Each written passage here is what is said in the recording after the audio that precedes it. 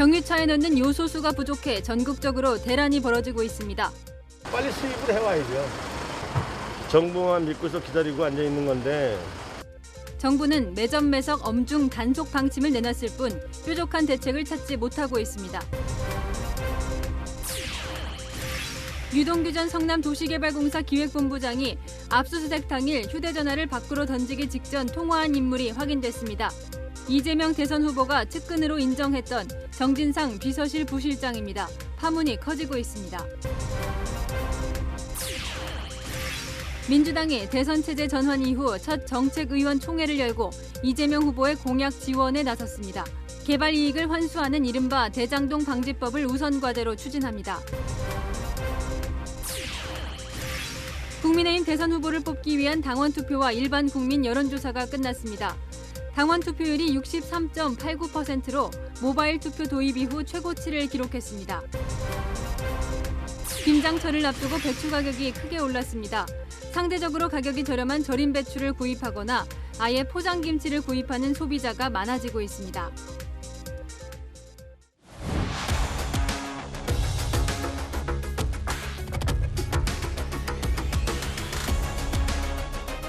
뉴스의 동정민입니다. 그러잖아도 기름값이 올라서 부담이 큰데 이번엔 요소수 대란입니다.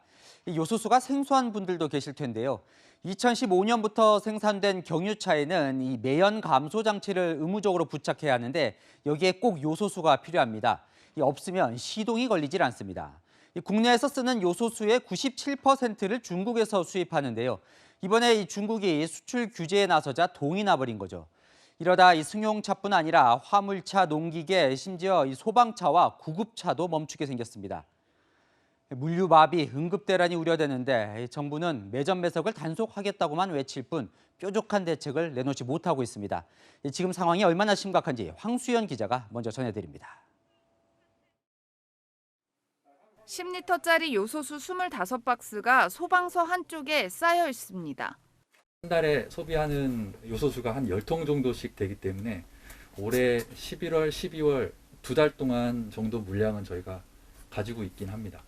소방당국은 전국 주력 소방 차량 6,700여 대 가운데 80% 넘게 요소수를 쓰고 있는데 최소 석 달 쓸 물량은 있다고 밝혔습니다. 하지만 출동이 많은 겨울철인 만큼 현장에선 자칫 요소수가 부족해 발목이 잡힐까 걱정입니다. 출동 차량이기 때문에 출동이 얼마나 많냐에 따라서지 많이 나갈 때는 많이 나가고 적게 나가니까. 결국 소방청은 전국 소방본부와 일주일 단위로 요소수 사용 현황을 공유하기로 했고 현장에서도 차량 공회전을 줄이는 등 긴급 대응에 나서기로 했습니다. 승용차 200만 대, 화물차 200만 대 등 모두 400만 대의 경유차에 요소수가 필요한데 정부는 요소수 시장 재고가 다음 달 말부터는 서서히 바닥을 드러낼 것으로 보고 있습니다. 일단 품질이 떨어지는 산업용 요소수를 차량용으로 돌리는 방안을 검토 중이지만 자칫 차량이 망가질 수 있는 데다 환경 오염 문제도 있어 쉽지 않은 상황입니다. 뾰족한 수가 없는 가운데 정부가 꺼낸 카드는 사재기 단속뿐입니다. 폭리를 취할 목적으로 요소수를 매점하거나 판매를 기피하는 행위를 차단하기 위해 합동 단속반도 가동하여 매점 매석 행위에 대해 엄정 대응하겠습니다. 중국이 아닌 러시아 등 다른 나라에서 수입도 추진 중인데 빨라야 내년 초에나 들여올 수 있어 당분간 요소수 대란은 피하기 어려워 보입니다. 채널A 뉴스 황수연입니다. 정부는 이번 달까지는 그래도 재고가 괜찮다고 하지만 현장 상황은 전혀 다릅니다. 요소수 가공 공장 앞에는 새벽부터 긴 줄을 서고 있고 이 판매점 앞에선 제발 한 통만 살 수 있게 해달라며 통사정을 하고 있는데요. 아우성이 가득한 현장을 저희 여인선 앵커가 직접 취재했습니다.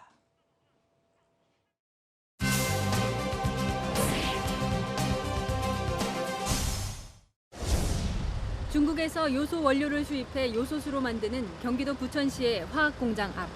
이른 아침부터 요소수를 넣으러 온 차량들이 길게 줄을 섰습니다. 맨 앞에 선 사람은 코레일에서 일하는 직원입니다. 철도 용산역에서 이렇게 한 30명 데리고 일을 하는데 크레인 작업으로 차가 멈춰가지고. 지금 어떤 철도 공사 하시는 건데요?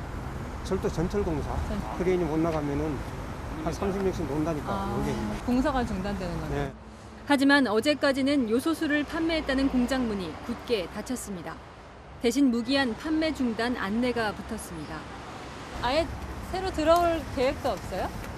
네, 지금 건널 수 있는 여건이 안 되고.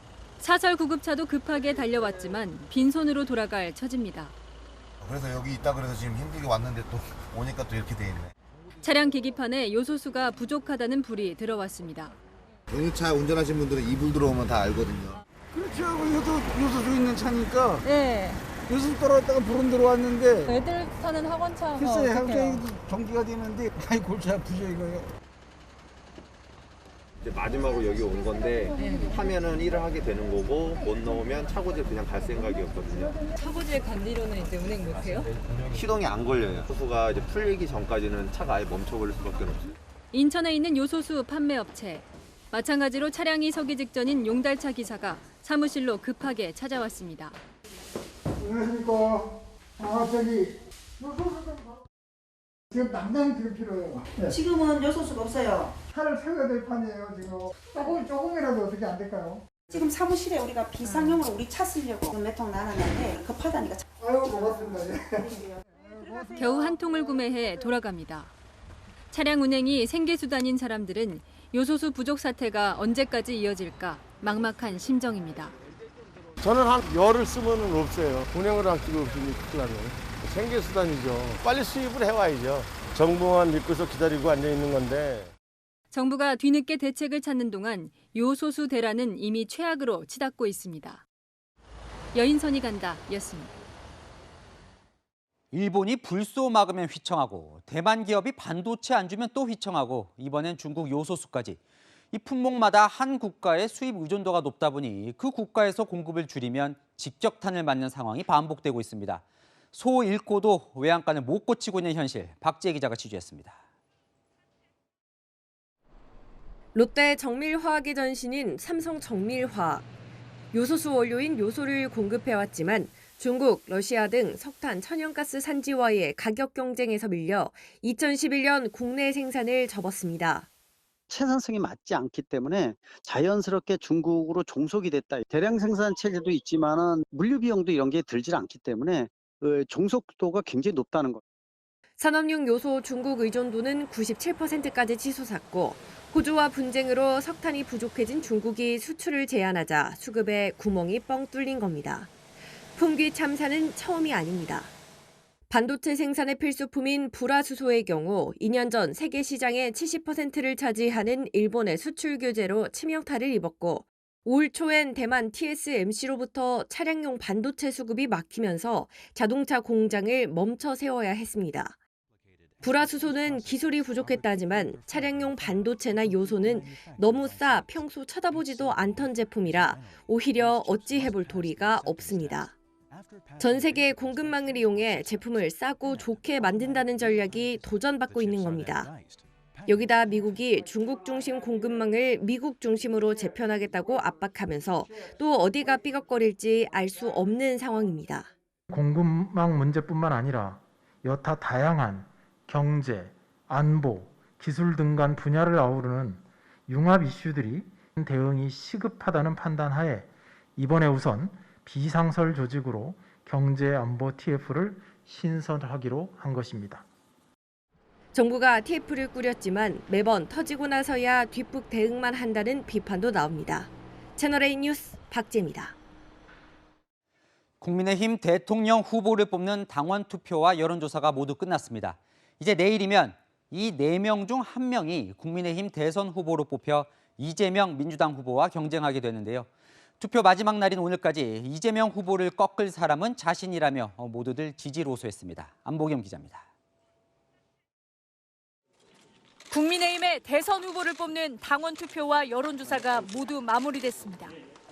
최종 당원 투표율은 63.89%로 2017년 모바일 투표가 도입된 이후 최고치입니다. 국민 여론조사도 당초 오후 10시까지 진행할 예정이었지만 빠른 응답으로 오후 5시 반 6천 명의 답변을 모두 받았습니다. 국민의힘은 나흘간 진행된 당원 투표와 이틀간 실시된 여론조사 결과를 5대5 비율로 합산해 최종 후보를 선출합니다. 윤석열 전 검찰총장과 홍준표 국민의힘 의원은 이재명 민주당 후보의 본거지인 경기도를 찾아 지지를 호소했습니다. 윤 전 총장은 대장동 의혹에 대한 철저한 수사를 강조했습니다. 법과 원칙대로 진상규명을 해서 국민께 그걸 보여주지 않으면 국가가 제대로 운영되기가 어렵습니다. 홍 의원은 자신만이 이 후보를 대적할 수 있다고 했습니다. 바람이 세게 불고 있다는 뜻입니다. 경기도 장압에서 잡으려면 경기도가 주축이에요. 유승민 전 의원과 원희룡 전 제주지사도 대장동 게이트 특검 추진을 촉구하는 당 천막을 찾아 이재명 후보 비판을 이어갔습니다. 특검과 국정조사는 문재인 대통령과 이재명 후보가 청와대에서 만난 그날 아마 저는 문계기로 작정을 한 거라고 봅니다. 이재명 후보는 참 목돈을 푼돈으로 만들어서 뿌리는데, 그리고 그 돈으로 표를 사는 데에만 아주 지나치게 기형적으로 발달된 그런 사고 구조를 갖고 있습니다. 국민의힘 대선 후보는 내일 오후 2시 전당대회에서 발표됩니다. 채널A 뉴스 안보겸입니다. 윤석열 후보의 조직이냐, 홍준표 후보의 바람이냐. 내일 발표를 앞두고 두 후보 모두 승리를 자신하고 있습니다. 근거가 뭔지 들어봤습니다. 정한희 기자입니다. 윤석열 캠프는 압승을 예상했습니다. 당원들의 지지를 근거로 들었습니다. 전국 한 245개 당협 중에 윤석열 후보를 지지하는 당협위원장이 한 160개 정도 되고요. 당협위원장이 각 지역 당원 조직을 관리하는 만큼 당협위원장 지지 비율만큼 당원들도 지지할 거라는 얘기입니다. 특히 당원 투표 비중이 2차 컷오프 때 30%에서 50%로 늘어난 만큼 더 유리해졌다는 판단입니다. 윤 캠프 관계자는 2차 컷오프 때 여론조사에서 밀리고도 당원 투표에서 더블 스코어로 이겨 4.7%포인트 차로 승리했다고 설명했습니다. 홍준표 캠프는 여론조사 압승을 토대로 당원 투표에서도 격차를 크게 줄였다고 주장했습니다. 당원 투표율이 40%를 넘어서면 당협위원장의 영향권에서 벗어나는 표가 생긴다는 이유에서입니다. 사람을 홍준표를 향해서 볼지 상대 후보를 향해서 볼지 않습니다. 당심은 2, 3일 사이에 이 사람 도저히 안 되겠다고 할 때 바뀝니다. 당심에서도 저는 65% 가면 이긴다. 홍준표 캠프는 20대에서 40대 당원은 홍 의원이, 60대에서 70대 당원은 윤 전 총장이 유리한데 캐스팅 보트인 50대 당원이 민심을 따라오는 것으로 파악됐다고 주장했습니다. 최근 여론조사에서도 당심과 민심은 엇갈리는 것으로 나타났습니다. 본경선과 같은 전화면접 100% 방식으로 진행된 여론조사에선 경쟁력 조사 시 홍 의원이 9.1%포인트 앞섰는데 국민의힘 지지층으로 좁히면 윤 전 총장이 18.2%포인트 우세했습니다. 오늘 나온 적합도 조사에선 윤 전 총장과 홍 의원 지지율이 같았지만 국민의힘 지지층으로 한정하면 윤 전 총장이 19%포인트 차로 앞서는 것으로 조사됐습니다. 채널A 뉴스 정한입니다.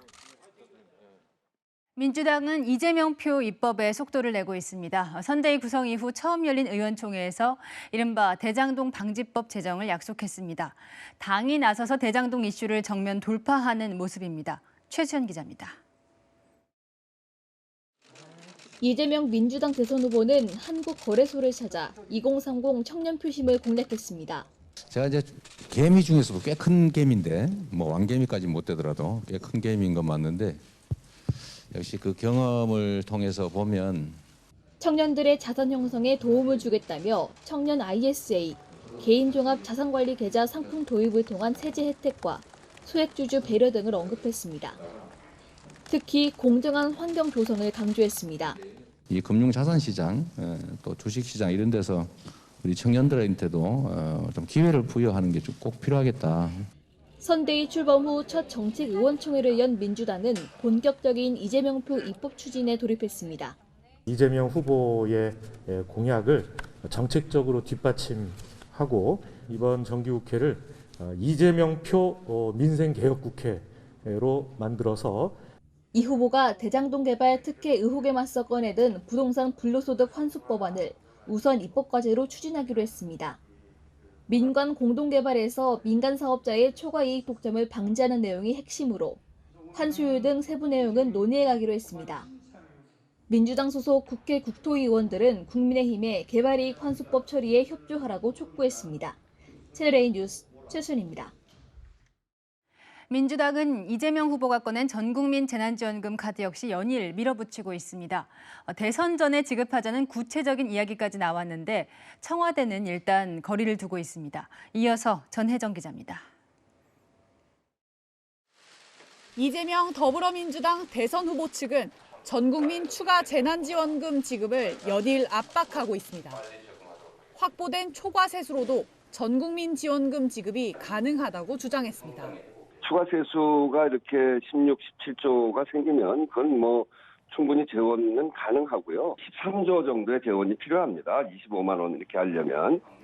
앞서 이 후보가 언급한 30에서 50만 원보다 액수는 낮췄지만 전국민 지급 원칙을 고수한 겁니다. 한 민주당 의원은 내년 예산에 반영해 대선 전에 지급하는 게 목표라고 정부를 압박했습니다. 다만 민주당 지도부는 당정 갈등 가능성과 야당과의 합의 등을 고려해 최대한 조용히 처리한다는 방침입니다. 윤호중 원내대표도 오늘 비공개 의원총회에서 재난지원금은 선대위에 맡겨달라고 말한 것으로 알려졌습니다. 청와대는 당정이 조율해야 할 일이라며 거리를 뒀지만 예산 정책을 총괄하는 정부는 불편한 기색이 역력합니다. 정부 관계자는 추가 세수로 소상공인을 더 지원하고 빚을 안정적으로 관리하는 방안을 우선적으로 고민 중이라며 홍남기 부총리 귀국 후 입장을 정리할 것이라고 전했습니다. 내일 내년도 예산안에 대한 예결위 종합정책질의에서 재난지원금 지급을 둘러싼 당정 간 격돌이 예상됩니다. 채널A 뉴스 전혜정입니다. 이재명 후보가 경기지사 재직 마지막 날 사인한 일이 일산대교 무료화입니다. 그런데 법원이 어제 제동을 걸면서 다시 유료화될 가능성이 생기자 경기도가 곧장 맞대응했습니다. 길고 긴 소송전 예상됩니다. 김호영 기자입니다. 경기 일산과 김포를 잇는 일산대교. 표지판에는 무료 통행을 알리는 현수막이 걸렸습니다. 지난달 27일 이곳 일산대교의 통행료가 무료화된 이후로 차량들은 정차 없이 톨게이트를 지나가고 있습니다. 민간 자본이 지은 일산대교는 지난 2008년 개통부터 통행료를 받아왔습니다. 하지만 이재명 후보가 경기지사 재직 마지막 날이던 지난달 26일 일산대교 주식회사의 사업시행자 지정 취소 공익처분권에 결재하면서 무료화됐습니다. 경기도민의 교통기본권 회복과 통행료 무료화를 위해서 일산대교의 공익처분을 추진하기로 결정했습니다. 하지만 법원은 일산대교 측의 손을 들어줬습니다. 일산대교 측이 제기한 집행정지 가처분 신청을 인용한 겁니다. 불과 일주일 만에 유료화로 복귀할 상황이 되자 경기도가 다시 통행료 징수금지 공익처분을 내려 무료 운영되고 있습니다. 법원이 최종적으로 취소 여부를 결정하기 전까지는 일산대교 측에 최소 운영 수입 보장금을 지급하는 방식으로 무료화를 이어간다는 방침입니다. 다시 요금을 받게 되면은 아무래도 좀 금전적으로 좀 서운하지 않을까요? 이 어려운 시기에. 일산대교 지분을 국민연금이 100%를 갖고 있어 무료화 손실이 국민 몫이 된다는 지적도 나옵니다. 세금으로 그것을 충당한다고 하면은 좀 개인적으로는 득이 되겠지만 사회적인 면에서는 이건 불합리한 면이 있겠다 생각이 듭니다. 일산대교 측은 검토를 마치는 대로 2차 가처분 신청을 제기하기로 했습니다. 채널A 뉴스 김호영입니다. 문재인 대통령이 동유럽을 순방 중인데요. 우리의 원전 기술 수출도 중요한 아젠다입니다. 그런데 정작 우리나라는 탈원전을 추진 중이라서 그동안에도 이중적이라는 논란이 있어왔죠. 이 과정에서 청와대가 헝가리 대통령과 진실 공방을 벌이는 모양새가 연출돼 논란입니다. 장원재 기자입니다. 한 헝가리 정상회담 직후 아데르 야노시 헝가리 대통령의 공동 언론 발표 내용이 논란이 되고 있습니다. Mind a két ország úgy gondolja, hogy a klímasemlegességet nem lehet elérni az atomenergia használata nélkül. 탈원전 정책을 펴는 문재인 정부의 기조와 배치된 것 아니냐는 지적이 나오자 청와대는 뒤늦게 해명에 나섰습니다. 원전의 역할은 계속되나 신규 원전 건설은 하지 않고 설계 수명이 종료된 원전을 폐쇄하며 신재생 에너지와 수소 에너지의 비중을 높임으로써 탄소 중립을 이뤄나가고자 한다고.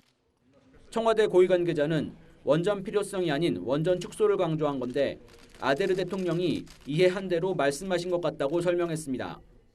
헝가리 대통령이 잘못 이해했다는 취지입니다. 공동 성명이 아닌 공동 언론 발표라 사전의 내용을 구체적으로 조율하지 않았기 때문에 생긴 일이라는 설명도 했습니다.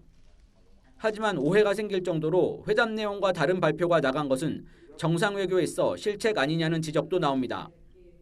국민의힘은 청와대가 탈원전을 주장하면서 해외에서는 원전 세일즈를 하다 보니 혼선이 생긴 거라고 비판했습니다. 내일 귀국하는 문 대통령은 오늘 마지막 일정으로 동유럽 4개국 정상과 회담을 갖습니다. 회담에서는 원전 협력 방안이 논의될 것으로 알려졌습니다. 부다페스트에서 채널A 뉴스 장원재입니다.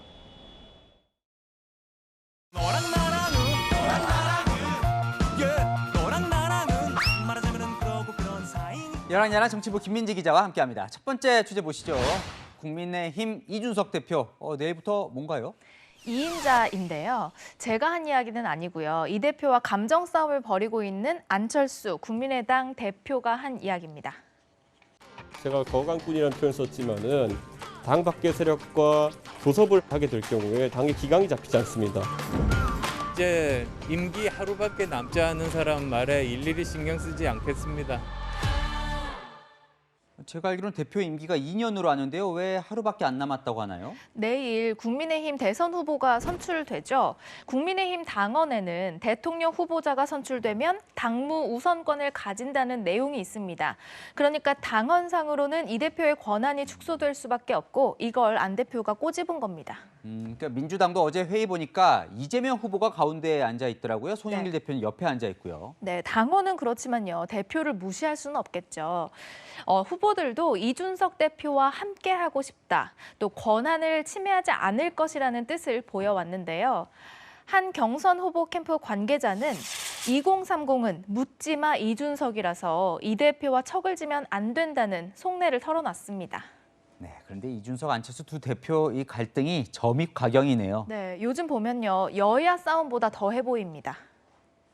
지금 1대1 대결에서 이길 가능성들이 굉장히 적다는 게 지금 현재 이 순간 여론조사 결과입니다. 그게 다 자업자득 아니겠어요? 국민 신뢰를 잃은 거죠.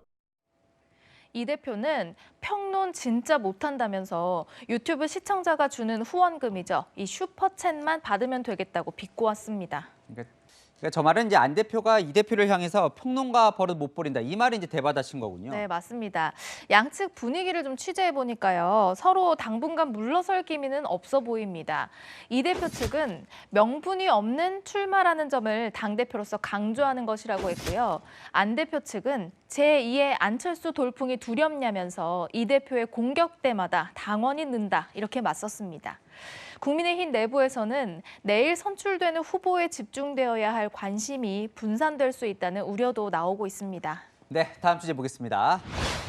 자, 이재명 후보의 확 끄는 발언이 어제부터 논란이에요. 네, 어제 경기도의 웹툰 스튜디오에서 한 말이죠.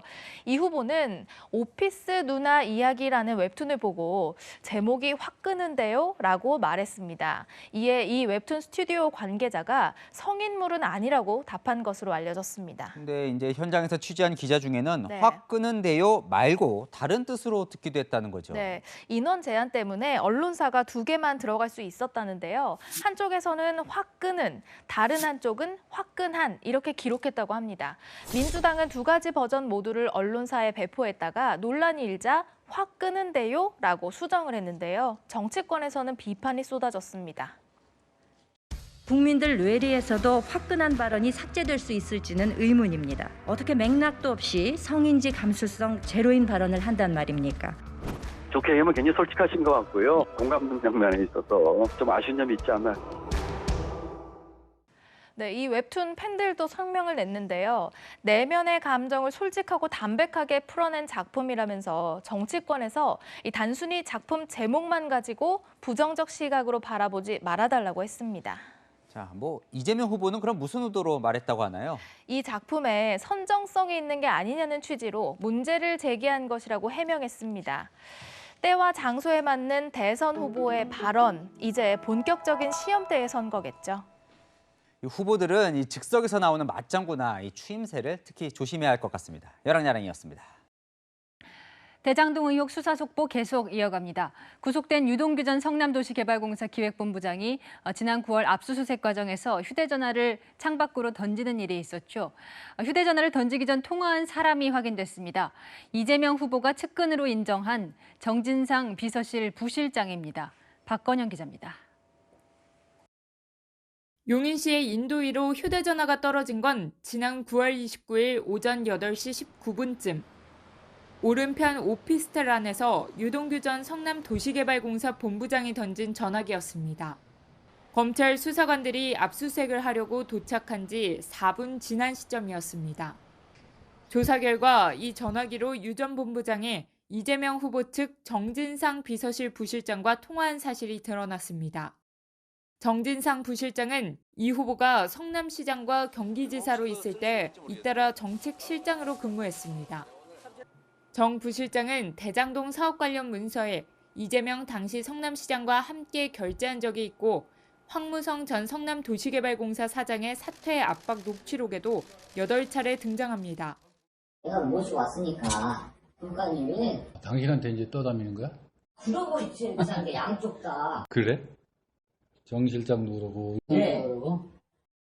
통화 상대자가 특정된 만큼 검찰과 경찰이 정 부실장을 상대로 통화 목적을 조사할 걸로 보입니다. 채널A 뉴스 박건영입니다. 당사자들의 반응도 들어봤습니다. 정진상 비서실 부실장은 통화 사실은 인정했지만 언론 보도를 보고 보도 내용이 사실인지 확인차 전화한 것이라고 설명했습니다. 이재명 후보는 유동규, 정진상 이 둘의 전화 통화 사실을 나중에 들었다고 밝혔습니다. 이어서 김철웅 기자입니다. 정진상 민주당 선대위 비서실 부실장은 검찰의 압수수색 당일 유동규 전 본부장과 통화한 사실은 인정했지만 대장동 의혹 관련성은 부인했습니다. 정 부실장은 입장문에서 당시 녹취록이 보도되는 상황에서 평소 알고 있던 유동규 전 본부장 모습과 너무 달라 직접 확인이 필요하다고 판단했다며 유 전 본부장에게 잘못이 있다면 감추지 말 것, 충실히 수사에 임할 것을 당부했다고 밝혔습니다. 정 부실장은 채널A에 언론 보도를 확인하기 위해 유 전 본부장에 먼저 전화를 걸었다고 설명했습니다. 유동규 전 성남도시개발공사 기획본부장의 녹취록이 신문에 보도되던 날 전화를 했다는 겁니다. 이재명 후보는 정진상, 유동규 두 사람 간의 전화에 대해 나중에 들었다며 선을 그었습니다. 이 후보는 지난달 20일 국정감사에서 유 전 본부장과 연락한 적은 없지만 유 전 본부장의 건강 상태를 구체적으로 언급한 바 있습니다. 이 친구하고 통화한 예가 최근에 전혀 없습니다. 제가 들은 바로는 작년부터 이혼 문제 때문에 집안이 너무 문제가 있다고 그래서 압수수색 당시에 자살한다고 약을 먹었다고 해요. 또 이 후보는 지난달 유 전 본부장에 대해 측근이 아니다면서 정진상 부실장 정도는 돼야 한다고 말한 적이 있습니다. 야권은 이 후보의 복심으로 불려온 정 부실장의 접촉 사실에 이재명 후보에 대한 수사만 남았다면서 특검을 수용하라고 압박했습니다. 국민의힘 대선 경선 주자인 원희룡 전 제주지사는 이 후보의 복심인 또 다른 인물이 유 전 본부장과 통화했다는 의혹을 제기했습니다. 채널A 뉴스 김철웅입니다. 대장동 개발 특혜 의혹의 핵심 인물인 김만배 씨와 남욱 변호사가 오늘 새벽 구속됐습니다. 검찰은 지난달 대질 조사를 받은 김 씨와 남 변호사가 검찰청사 안에서 손가락으로 신호를 하며 말 맞추기를 시도했다고 주장했는데 증거인멸 우려가 구속의 결정적인 이유라는 분석이 나옵니다. 이윤후 기자가 보도합니다. 검찰이 화천대유 대주주 김만배 씨와 남욱 변호사 등의 대질 조사를 벌인 건 지난달 21일. 그런데 검찰은 이날 두 사람이 말 맞추기를 시도한 걸로 보고 있습니다. 먼저 조사를 마친 남 변호사가 승강기를 타자 대기실에 있던 김 씨가 남 변호사에게 다가왔고 김 씨가 손가락으로 숫자 4를 표시하며 남 변호사와 1분가량 대화하는 장면이 검찰청 CCTV에 포착됐다는 겁니다. 검찰은 유 전 본부장에게 건넨 수표 4억 원과 관련한 대화인 걸로 의심하고 있습니다. 검찰은 어제 구속영장 심사 과정에서 CCTV 캡처 사진을 제출하며 구속 수사가 불가피하다고 주장한 걸로 전해졌습니다. 김 씨 측은 증거인멸 의혹뿐만 아니라 배임, 뇌물 등의 혐의도 부인했습니다. 정영학이 설계하고 축성한 성을 정영학과 검찰이 공격하고 있는데 제가 이 방어해야 되는 입장에 섰더라고요. 법원은 혐의가 소명됐고 증거인멸 염려가 있다며 김 씨와 남 변호사에 대한 구속영장을 발부했습니다. 초과 이익 환수 조항 삭제에 관여한 정민용 변호사는 증거인멸이나 도주 우려가 없다는 이유로 구속영장이 기각됐습니다. 앞서 정 변호사는 천화동인 1호의 실소유주는 유동규 전 기획본부장이라는 내용의 자술서를 검찰에 제출했습니다. 법조계에선 다른 인물에 비해 관여도가 적고 수사에 협조한 점을 법원이 고려했을 것이라는 분석이 나옵니다. 채널A 뉴스 이은우입니다. 화이자 백신을 맞은 30대 여성이 접종 닷새 만에 숨졌습니다. 유족 측은 119 구급대가 늑장 출동을 해 골든타임을 놓쳤다며 울분을 터뜨립니다. 구급대의 당시 대처가 어땠는지 김정근 기자가 취재했습니다. 지난달 20일 이현호 씨의 아내 임모 씨가 갑자기 쓰러졌습니다. 닷새 전 화이자 2차 접종을 맞았던 터라 곧바로 119에 신고했지만 구급차는 감감무소식이었습니다. 10분, 15분, 20분이 지나도 안 오다가 제가 막 고함치면서 막 제가 좀 살려달라고 지금 이러다 큰일 난다고 빨리 와주시라고까지 막. 처음 신고를 한 건 낮 12시 11분. 소방서는 집에서 차로 5분에서 6분 거리에 있었지만 구급차는 24분 뒤에야 도착했습니다. 처음 신고를 접수한 119 상황실이 서울 영등포구로 내렸어야 할 지령을 강북구로 내렸고 이를 수정하는 과정에서 정작 영등포에는 출동 명령이 전달되지 않은 겁니다. 10분 뒤 가족들이 다시 신고했지만 이때도 구급차는 출발하지 않았습니다. 당시 119 상황요원은 구급차가 한 대도 없다고 말했지만 사실이 아니었습니다. 서울종합방재센터 측은 당시 구급차가 없었다는 건 사실이 아니라며 왜 그렇게 응대했는지 조사하고 있다고 밝혔습니다. 구급차가 최종 출동 명령을 받고 임 씨의 집에 도착하는 데 실제로 걸린 시간은 불과 6분이었습니다. 이미 임 씨는 맥박과 호흡이 없는 상태였습니다. 첫 신고 이후 구급차 도착까지 24분 동안 가족들은 절박한 심정으로 모두 4차례나 신고해야 했습니다. 제가 할 때까지만 해도 손이 움직였단 말이에요, 왼손이. 만약에 119에서 진짜 제 시간에, 제가 도착한 시간에만 와줬다면 지금 그분 제 옆에 살아있겠죠, 지금. 유족은 임 씨의 정확한 사인을 밝히기 위해 부검을 결정했습니다. 채널A 뉴스 김정근입니다. 단계적 일상회복 나흘째 코로나 확진자는 이틀 연속 2,000명대 중반을 기록하고 사망자 수도 지난 7월 4차 대유행 이후 가장 많이 나왔습니다. 황규락 기자입니다. 신규 확진자 수는 이틀 연속 2,000명대입니다. 감염 증가세를 따라 사망자 수도 늘어나며 10개월 만에 최다 수준을 기록했습니다. 4차 유행을 주도하는 델타 변이 바이러스 잠복기가 일주일인 것을 감안하면 지난 1일부터 시작된 일상회복 영향이 반영되기 이전에 확진된 겁니다. 다음 주 확진자 급증 우려가 나오는 이유입니다. 방역을 풀었는데 그 숫자보다 당연히 많이 올라가겠죠. 2배마다 6,000명이거든요. 2배, 3배 올라가는 거는 사실은 순식간에 올라갈 수. 중요한 것은 의료 체계가 버틸 수 있냐는 겁니다. 현재 전국 중증 환자 병상 가동률은 47% 정도지만 서울, 경기 등 수도권은 60.8%로 다른 지역보다 빠르게 채워지고 있습니다. 현장에서는 병상 배정이 느려지기 시작했다는 목소리가 나옵니다. 수도권에서 그 중환자 병상이 60%가 넘어가기 시작하니까 병상 배정이 좀 원활하지 않아지는 것 같아요. 인천에서 포천이면은 거의 대각선 방향이잖아요. 거기서 병상 배정 요청이 오고. 확진자 급증이 예상되며 일상 회복을 일시 중단하는 비상계획을 예상보다 빨리 실행할 수 있다는 전망이 나오지만 방역당국은 아직 비상계획을 위한 세부 기준을 다듬고 있습니다. 채널A 뉴스 홍규락입니다. 전국 곳곳에 빈 건물을 빌려 폐기물을 무단 투기하고 잠적한 조직폭력배 일당이 경찰에 붙잡혔습니다. 이런 범행으로 90억 원 넘게 벌었습니다. 전민영 기자입니다. 창고 문을 따고 가림막을 들춰보니 천정까지 가득 폐기물이 쌓여 있습니다. 발견된 폐기물은 12,000톤. 2달 전 창고를 임대한 일당이 불법 투기하고 달아난 겁니다. 서울과 경기 지역 조직폭력배들은 폐기물 처리 업체를 불법으로 운영하면서 정상보다 30% 저렴한 가격에 처리해준다며 산업 폐기물을 모았습니다. 바지 사장 명의로 건물을 빌려 보증금 일부를 낸 뒤 잔금을 지급하기 전 폐기물을 버리고 달아나는 수법을 썼습니다.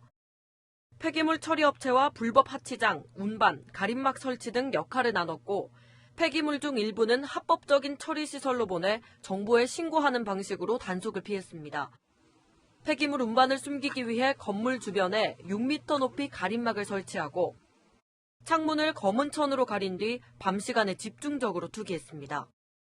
이들이 전국 11곳의 공장과 창고에 무단 투기한 폐기물은 46,000톤, 벌어들인 수익은 92억 원에 이릅니다. 폐기물 양이 워낙 많아 치우는 건 엄두도 못 내는 상황. 일당에게 빈 건물을 내줬던 땅 주인들은 속이 타들어갑니다. 이 공장을 팔든지, 근데 이것도 치워야 팔잖아요. 빚이라도 내서 해야 되나 지금 밤잠을 못 자고 있습니다. 경찰은 경기 안성 지역 폭력 조직원 50대 남성을 포함해 조폭 5명을 구속하고 59명을 불구속 입건했습니다. 일당이 벌어들인 수익이 폭력 조직 운영에 사용됐는지도 조사하고 있습니다. 채널A 뉴스 전민영입니다. 해외 발신 전화번호를 국내 번호로 무단 변경해서 보이스피싱 범죄에 사용한 일당도 있습니다. 경찰 단속을 피하려고 번호 변조 기계를 온갖 장소에 숨겼습니다. 배영진 기자입니다. 경찰이 차량 문을 열자 케이블이 연결된 기계가 보입니다. 중국 현지 보이스피싱 조직의 인터넷 전화번호를 국내 번호로 바꿔주는 변조기입니다. Where are you from? What's this? 20대 남성을 포함한 일당 18명을 지난 3월 인천항 등을 통해 변조기 62대를 들여왔습니다. 경찰 단속을 피하기 위해 모텔방과 보일러실, 건물 옥상에 있는 항아리 등 전군 46곳의 기계를 몰래 설치했습니다. 변조기는 전력을 공급하는 콘센트만 있으면 어디든 설치할 수 있는데 변조기가 설치된 건물과 모텔 주인은 설치된 사실조차 몰랐습니다. 와. 발견. 일당은 변조기를 무인으로 운영하거나 차에 싣고 다니며 전화번호를 변조해줬고 보이스피싱 조직으로부터 1인당 많게는 한 달에 400만 원씩 받아 챙겼습니다. 이들이 무단 변경한 전화번호를 통해 30여 명이 5억 원의 피해를 본 것으로 추산됩니다. TBT라고 그러면서 연락이 왔어요. 금융강도로 제일 건다 이가. 위약금 물어야 된다 이가. 우리가 찾게 되면은 수사기관에서 찾게 되면은 얘들은 범행을 할 수 없기 때문에 설치를 하고. 경찰은 주범인 20대 남성 등 8명을 구속하고 10명을 불구속 입건했습니다. 채널A 뉴스 배영진입니다. 김장의 계절이 돌아왔는데요. 올해 배추가 지난해보다 무려 60% 올랐습니다. 이 배추 대신 절임 배추를 사거나 김장을 포기하고 사 먹겠다는 가정이 늘고 있습니다. 조현성 기자입니다. 끼니 때마다 밥상에 빠지지 않고 오르는 김치. 이맘때면 다가올 김장철 준비로 분주하지만 올해는 고민부터 하게 됩니다.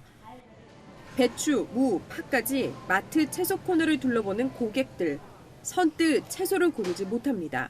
보통 한 20kg 정도 하는데 좀 부담스러워요. 김치에 들어가는 게 재료가 너무 많이 올라가지고 식구가 이제 그대로이니까는 뭐 줄이거나 그럴 수는 없고 작년 것보다는 10만 원도 넘을 것 같은 생각. 그래도 다른 데다 좀 아껴야겠죠. 한 망에 2,000원 정도 오른 것 같은데 안 할 것 같아요. 실제로 배추 10kg짜리 도매 가격이 지난해 같은 기간보다 61% 올랐는데요. 이렇게 금추가 될 거란 조짐에 마트들은 이 절임 배추를 작년보다 더 많이 더 저렴하게 판매하고 있습니다. 배추 재배 면적이 줄어들고 가을 한파 등으로 산지 상황이 여의치 않을 것으로 보고 사전에 절임 배추를 대량으로 사들여 매입 단가를 낮춘 겁니다.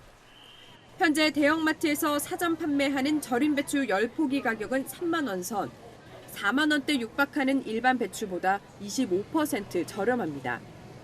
고객들은 일찌감치 사전 예약을 통해 절임 배추를 구입합니다. 절임 배추 하려면 어떻게 해야 되나요? 지금 나오는 주소랑 성함이랑 다 작성하시면 됩니다. 11월 30일까지 배송이 가능해요.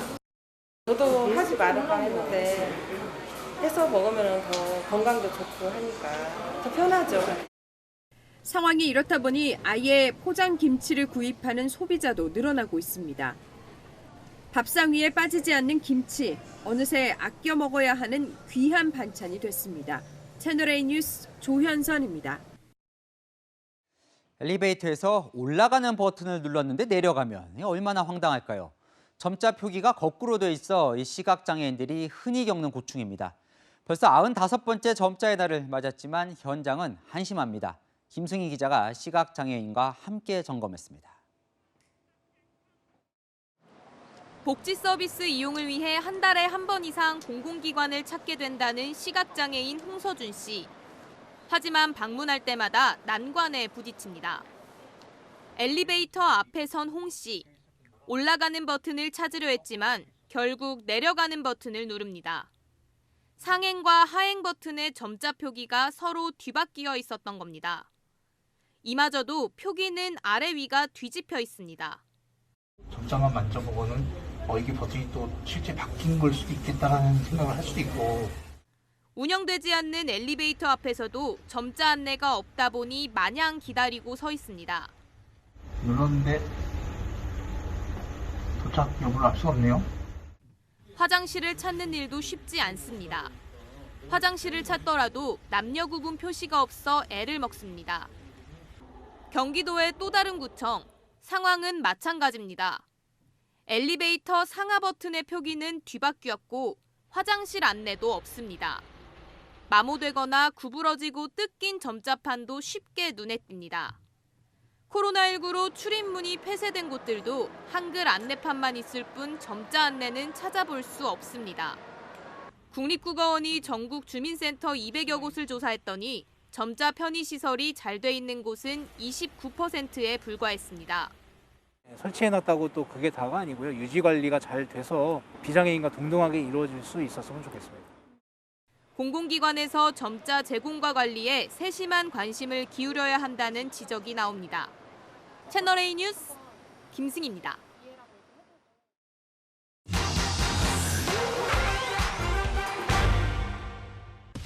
경유 차량의 필수품, 요소수 대란이 벌어지고 있습니다. 모든 경유차에 이 요소수가 필요한 건지, 대체 기술은 없는지 확인해 봅니다. 요소수, 배기가스를 정화하는 역할을 합니다. 배기가스 속 발암물질인 질소산화물이 요소수와 만나면 인체에 무해한 물과 질소로 바뀌면서 오염물질이 최대 99%까지 줄어듭니다. 유럽연합의 배출가스 기준 유로6인데요. 국내에서도 이 기준에 맞추려고 2015년 이후 출시된 모든 경유차에 요소수를 활용한 배기가스 저감 장치 설치를 의무화했습니다. 이들 경유차의 주유구를 열면 이렇게 색깔이 다른 두 개의 주입구가 있는 게 특징입니다. 하나는 연료, 나머지는 요소수 주입구입니다. 요소수가 부족해지면 이렇게 계기판에 요소수가 부족하다라는 경고등이 뜨는데요. 경고등이 켜지면 차량이 금세 멈출까 봐 불안하다는 분들도 많습니다. 사실일까요? 주행 중에 요소수가 떨어졌다고 시동을 꺼버리면 대형 사고의 위험이 있죠. 운행이 마칠 때까지는 정상적으로 운행이 가능하지만 시동을 끈 다음에 다시 켤 때 시동이 걸리지 않도록 제한 조치를 해놓은 거죠. 우리나라에도 과거엔 요소 생산업체들이 있었습니다. 하지만 중국과 러시아 같은 해외 업체에 가격 경쟁력 면에서 밀리면서 의무화 2년 전인 2013년을 전후로 생산을 중단하고 수입에 의존해 왔습니다. 그럼 대체 기술은 없을까요? 한국화학연구원은 요소수 없이도 오염물질을 분해하는 촉매 개발 기술을 지난 4월 발표했습니다. 내년 3월쯤엔 경유차 엔진 실험을 하고 내후년에 상용화한다는 계획입니다. 지금까지 팩트맨이었습니다. 시중에 돈을 풀어 경기 회복을 유도했던 미국도 이제 돈잔치를 끝내기로 했습니다. 금리 인상까지는 시간이 남았다고 하지만 부채가 많은 가게나 기업은 대비가 필요해 보입니다. 강은하 기자가 보도합니다. 미국은 지난해 3월부터 매달 1,200억 달러, 142조 원 규모의 채권을 사들이며 시장에 돈을 풀어왔습니다. 돈의 힘으로 경제는 빠르게 회복됐지만 소비자 물가 상승률이 5개월 연속 5%대를 기록할 정도로 인플레이션 우려가 커졌습니다. 결국 미국의 중앙은행격인 연방준비제도는 이달부터 채권 매입 규모를 매달 150억 달러, 17조 8천억 원씩 줄인다고 밝혔습니다. 내년 6월까지 자산 매입 규모를 0으로 만들겠다는 겁니다. 다음 단계는 돈을 걷어들이는 금리 인상이지만 연준은 신중합니다. Our decision today to begin tapering our asset purchases does not imply any direct signal regarding our interest rate policy. 지금의 인플레 우려는 물류 대란으로 인한 일시적인 현상이란 겁니다. Inflation expectations rose and a wage price spiral developed, but I certainly see no evidence that that's the case now. 뉴욕 증시와 국내 증시가 상승 마감하는 등 정부는 미국의 긴축 결정이 국내에 미치는 영향이 제한적일 것으로 내다봤습니다. 하지만 미국 금리 인상에 대비해 각국이 선제적으로 금리 인상에 나설 경우 금융시장이 출렁일 가능성도 있습니다. 해외에서의 테이퍼링으로 인해서 자금이 유출되고 이로 인해 우리나라 통화가 약세가 되는 경우에는 전반적인 금융시장의 불안정성을 높일 가능성은 있다. 한국은행도 이달 중 기준 금리를 1%로 올릴 것으로 예상돼 빚이 많은 가계나 기업은 대출 비중을 줄여야 한다는 지적이 나옵니다. 채널A 뉴스 강은하입니다. 윈블던 우승컵을 들었던 중국의 테니스 스타가 전 부총리에게 성폭행을 당했다는 폭로글이 올라와 발칵 뒤집혔습니다. 당국은 철저한 온라인 검열로 차단 중입니다. 베이징 사공성근 특파원입니다. 한때 윈블던 복식 우승컵을 차지하며 테니스 복식 세계 랭킹 1위까지 올랐던 중국의 테니스 스타 펑샤이. 第一感觉真的是很想感谢我的团队，不光是我现在的教练，还有 Alan， 그제 저녁 펑샤이의 SNS를 통해 성폭력 피해를 주장하는 글이 올라왔습니다. 10여 년 전 텐진시 당석이었던 장가오리의 초청으로 테니스를 치러 찾아갔을 때 성폭행을 당했다는 겁니다. 장가오리는 시진핑 집권 1기 부총리로 공산당 서열 7위까지 올랐고 지난 2017년 중국을 찾은 문재인 대통령도 접견했습니다. 2012년 불륜 관계를 끝내고 장가오리가 부총리직을 은퇴한 2018년에 펑샤이는 베이징에서 또 피해를 당했다고 주장했습니다. 두 사람은 46년생과 86년생으로 40살 차이입니다. 펑샤이는 계란으로 바위치기, 자멸을 재촉하는 길이라도 진실을 알리겠다고 강조했습니다. SNS 계정은 사라졌고 관련 검색어도 금지되는 등 당국은 검열에 나섰습니다. 为什么现在微博上关于那个彭帅的账号没有了吗？是这样，个人账号我们这边查不了。 공산당 고위 지도자에 대한 미투 폭로는 처음입니다. 외신은 시 주석의 라이벌파인 상하이방 출신 저우융캉의 몰락을 언급하며 실각 관리들의 성적 비리 폭로 전통을 지적했습니다. 베이징에서 채널A 뉴스 사공성근입니다.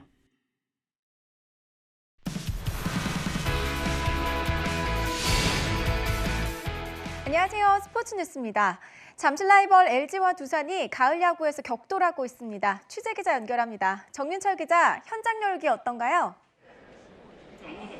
네, 다소 쌀쌀한 날씨에도 이곳 잠실 야구장의 열기는 아주 뜨거운데요. 3회 정수빈이 적시타를 때려낸 두산이 4회 현재 1대0으로 앞서가고 있습니다. 한국 야구를 대표하는 라이벌전답게 오늘 경기에 올해 포스트 시즌 최다 관중이 몰렸습니다. LG는 지난해 준플레이오프 맞대결 패배를 서력하려고 하고 두산은 7년 연속 한국 시리즈 진출을 노리고 있는데요.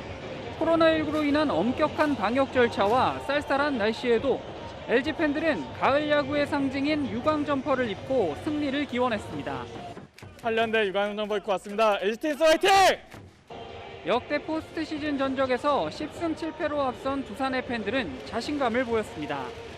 어우드라는 말은 괜히 나온 게 아니라고 생각을 하기 때문에 꼬마 팬들은 잠시 우정을 내려놨습니다. 2승 무패로 복수를 깔끔하게 해줬으면 좋겠어요. 작년처럼 또 졌으면 좋겠어요. 역대 준 플레이오프 1차전 승리팀의 플레이오프 진출 확률은 87%. 3전 2선승제의 시리즈에서 승기를 잡기 위한 혈투가 이어지고 있습니다. 지금까지 채널A 뉴스 정희철입니다. 막바지에 다다른 가을 풍경이 아쉽기만 한 요즘입니다. 이번 주가 무르익은 가을의 마지막이 될 텐데요. 마음껏 누리시기 바랍니다. 내일까지는 미세먼지가 머물러서 완연한 가을의 불청객 역할을 하겠습니다. 수도권과 충청 지역은 종일 나쁨 단계가 예상되고 있습니다. 사흘 뒤면 어느새 입동인데요. 이른값을 톡톡히 하겠습니다. 다음 주에는 강원 산지에 첫눈 가능성이 있는 데다가 전국에 비가 내리면서 초겨울 추위를 몰고 옵니다. 일요일부터 다음 주 중반까지는 전국 많은 지역에 이렇게 비 소식이 들어있고요.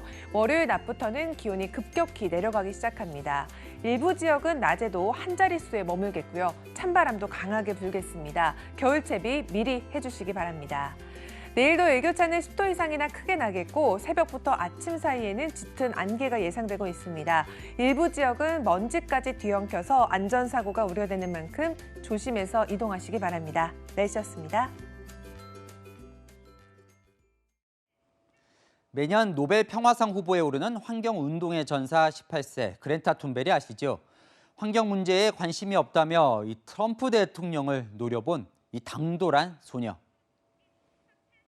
I was diagnosed with Asperger's syndrome, OCD, and selective mutism. 이런 툰베리를 일으켜 세운 건 부모였습니다.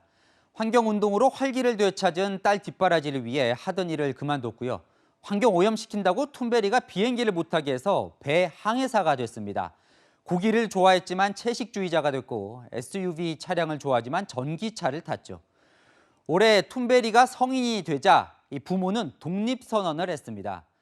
보통 아이를 부모 생각에 맞추려 하고 성인이 된 자식이 독립선언을 하는데 반대인 셈이죠. 툰베리의 유별난 신념은 이 부모의 유별난 희생이 있었기에 가능했나 봅니다. 오늘 한마디는 툰베리 부모의 특별한 교육법을 하겠습니다. 오늘 뉴스 여기까지입니다. 내일도 뉴스입니다.